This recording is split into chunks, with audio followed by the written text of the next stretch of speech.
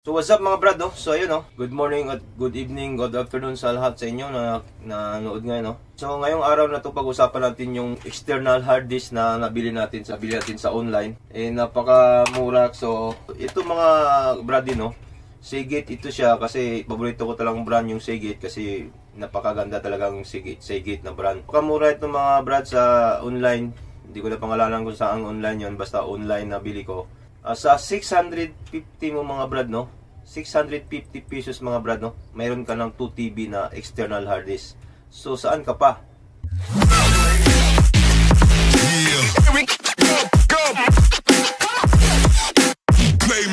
So ayan mga brad, no? Nakita natin, no? So dito natin nabili siya. Tingnan nyo mo naman ang presyo mga brad, no?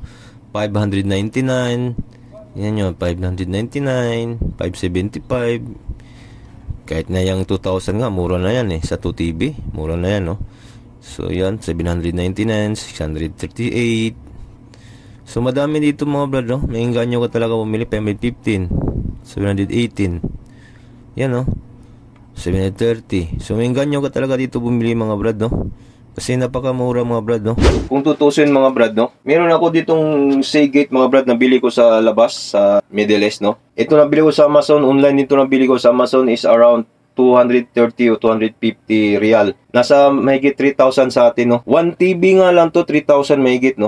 Almost 4,000, no? Ito lang, 1 TB. What if kaya 2 TB? 500 ano lang siya, pesos. Mahigit, 600 mahigit. Oh, Seagate din nakalagay yung mga badi, oh. Kita nyo. So, sobrang napakagaan. Kaya nga nagtaka ako, nung nabili ko to, napakagaan lang. Kaya ba't ang gaan ito? Tapos, ni-compare ko dito sa original ko is, mabigat siya. Pero, okay lang sa akin yan kasi siguro sabi ko, gawa ng plastic siguro, ganun. Nung nilagay ko na sa ating, tapos nag-copy na ako ng mga games, ng mga, transfer ko nito. Ang nakakalungkot lang mga buddy, no? Kasi na-erase ko na yung sa source ko, nung source ko dito. Kasi nga, kampante nga ako na nasa loob na siya ng files. So sabi ko, i-erasin ko na para ma-free space tong disk natin. Yun ang nakakalungkot mga buddy. Kasi yung mga important files mo, matagal mong pinag-downloadan. Ngayon, nawala lang siya dahil sa, yun, panibagong download naman tayo. So malalaki pa namang files na wala doon, mga 56 GB.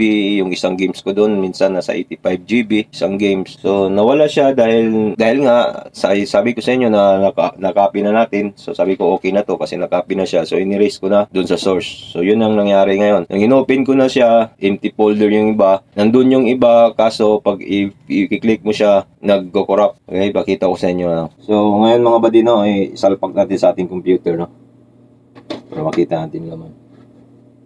So yan, wala man lang siyang lumabas ito na notification sa gilid. So ngayon titingnan natin dito sa ating folder, no. So this PC. So andito siya.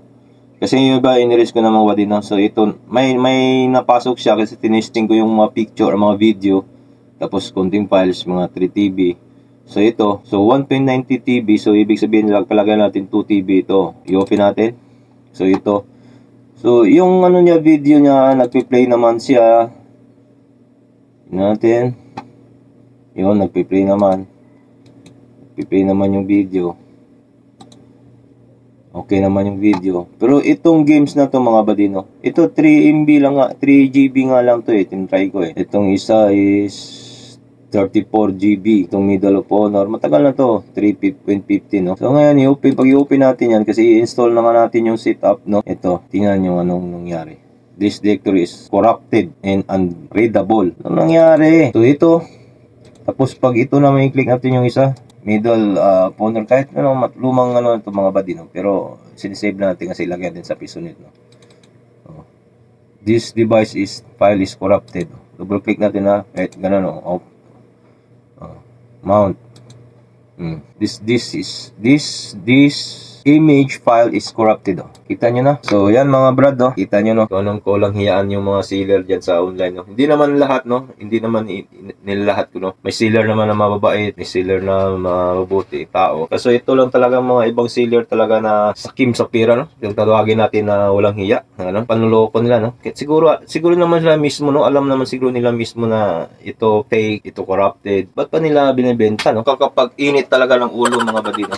Ewan ko kung iyak kasi siguro kung napakahalagang files. For example lang sa inyo, no, napakahalagang files yun. Kaya nga bumili ka ng external para ma-save mo siya. Kasi kung halimbawa masira yung computer mo, so nandun siya sa external. So ngayon, ang nangyari, nandun siya sa external, lalo na pag kinakat mo, hindi mo copy, cut mo agad, mawala talaga yun. Tapos ng transfer niya. Ngayon, na-transfer naman siya, siyempre, kampante ka na nandun na, nakita mo. Kaso nga lang, hindi mo binuksan pa kasi nakita mo nandun na. So, inilis mo na dun sa source mo. Ngayon, nawala na.